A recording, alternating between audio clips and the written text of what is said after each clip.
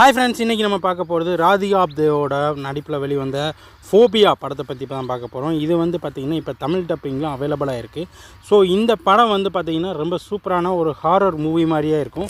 அதாவது என்ன அப்படின்னா, ராதிகா ஆப்தேவுக்கு வந்து ஒரு ஃபோபியா நோயினால் அவதிப்பட்டிருப்பாங்க. ஸோ அவங்களுக்கு வந்து ரூமை விட்டு வெளியில் வந்து ஏதோ பிரச்சனை இருக்கிற மாதிரி, ஒரு இல்யூஷன்ஸில் மாட்டியிருக்க மாதிரியே அவங்களுக்கு ஒரு தோணும். ஸோ அதுலேருந்து அவங்க எப்படி வெளியில் வர்றாங்க அப்படின்றதும் கதை.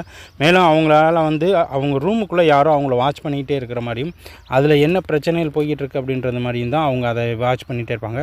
ஸோ அதிலேருந்து அவங்க எப்படி ரிலீஸ் ஆனாங்க, அவங்க யாரெல்லாம் அவங்கள என்னெல்லாம் பண்ணிக்கிட்டு இருக்காங்க அப்படின்றதான் இந்த படத்துலேருந்து மீதி கதை.